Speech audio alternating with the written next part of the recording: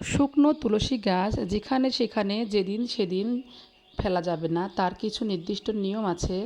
সেই নিয়মগুলো আজকে তোমাদের সামনে আমি তুলে ধরব। সমস্ত ভক্তমণ্ডলীদের চরণে আমার সশ্রদ্ধ প্রণাম জানাই। আজকে তুলসী বিসর্জন দেবার নিয়মগুলো আমি তোমাদেরকে বলবো। আশা করি তোমরা সবাই মনোযোগ সহকারে শ্রবণ করবে। সকলের বাড়িতে তুলসী গাছ আছে। ভগবান তুলসী তলায় শ্রী রাধাকৃষ্ণ সহকারে বিরাজমান থাকেন এবং নারায়ণ সেখানে অবশ্যই বিরাজমান থাকেন। কিন্তু শুকিয়ে যাওয়া তুলসী গাছটিকে প্রথমে কিভাবে আমরা শাস্ত্রসম্মত কোনো অপরাধ ছাড়াই তুলে তার বিসর্জন অর্থাৎ সঠিকভাবে কাজ করতে পারি, সেই বিষয়টা সকলেই জানে। তারপরেও আমি তোমাদেরকে এই বিষয়টি ভালোভাবে আরও জানানোর জন্য আজকে এই ভিডিওটি তোমাদের সামনে উপস্থাপন করলাম। সকলকে আমি আবারও প্রণাম জানাই এবং আমার এই ভিডিওটি ভালোভাবে দেখার জন্য এবং এই সম্বন্ধে জানার জন্য, তোমাদের জ্ঞানের সঙ্গে মেলানোর জন্য অনুরোধ করছি। সবাই অবশ্যই মনোযোগ দিয়ে শুনবে।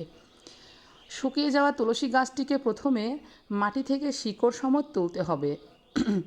গাছটিকে তোলার সময় বাসুদেবায় ওম নমো বাসুদেবায় নমো মন্ত্রটি জপ করতে হবে। তারপর কোনো নদীতে ভাসিয়ে দিতে হবে।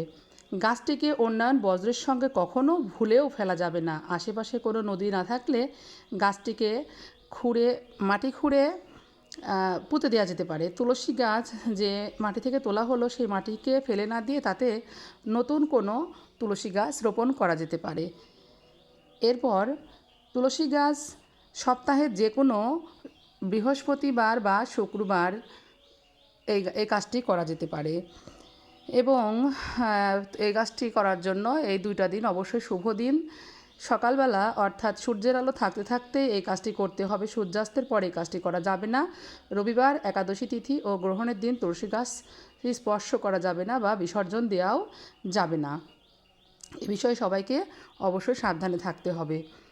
তুলসী গাছ একটি অত্যন্ত পবিত্র গাছ। হিন্দু ধর্মে এই গাছের মাহাত্ম্য অনেক বেশি। কথিত আছে যে বাড়িতে তুলসী গাছ থাকলে সেই বাড়িতে সর্বদা নারায়ণের কৃপা বজায় থাকে। তুলসী পাতা ছাড়া শ্রী বিষ্ণুর পূজা সম্পূর্ণ হয় না। তবে তুলসী গাছ বাড়িতে থাকা যেমন মঙ্গলের, তেমনই ভুল উপায়ে তুলসী গাছ রাখলে হয়ে যেতে পারে মারাত্মক ক্ষতি। তুলসী গাছ রাখার বিশেষ কিছু নিয়ম মেনে চলা অত্যন্ত প্রয়োজন। সংসারের সুখ সমৃদ্ধি ধরে রাখতে চাইলে তুলসী গাছ রাখার কোনো অনিয়ম যেন না হয়, সে বিষয়ে লক্ষ্য রাখতে হবে।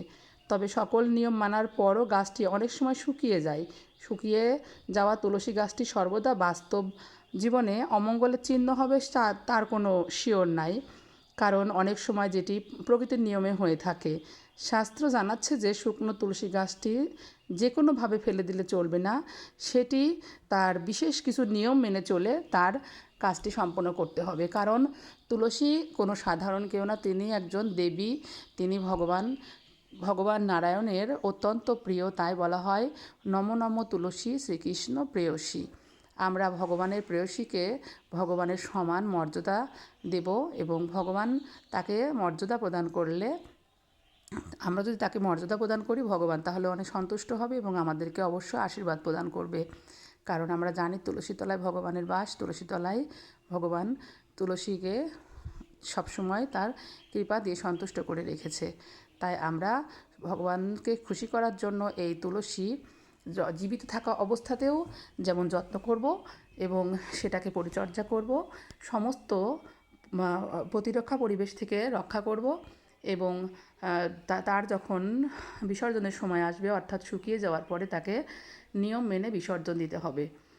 এবার তুলসী তলায় নিয়মিত জল দিতে হবে এবং জল দেওয়া যত্ন করার পরেও যদি সেই গাছটি যদি শুকিয়ে যায়, তাহলে বুঝতে হবে যে গাছটি হয়তো বা কোনো প্রকৃতির নিয়মে বিসর্জন হলো অথবা সেখানে কোনো অমঙ্গল আছে। তবে অমঙ্গল হয়, আবার সময়তে হয়ও না, কারণ যেহেতু তুলসী একটি জীব, তার তো একদিন মৃত্যু হবেই। তাই তুলসী গাছ শুকিয়ে যাওয়া নিয়ে অত বেশি চিন্তা না করে শুকিয়ে যাওয়ার পরে তুলসী গাছটিকে কীভাবে শাস্ত্রসম্মত উপায়ে বিসর্জন দেওয়া যায় সেটা জানা হচ্ছে ভীষণ জরুরি। আশা করি তোমরা এই ভিডিওর মাধ্যমে জানতে পারলে যে কিভাবে তুলসী গাছটিকে আমরা শাস্ত্রসম্মতভাবে বিসর্জন দিতে পারি এবং কোনো অপরাধ ছাড়াই। তাই অপরাধ যদি না হয় সেই জন্য ভগবান তুলসীকে স্মরণ করো এবং জয় শ্রীকৃষ্ণ লিখো।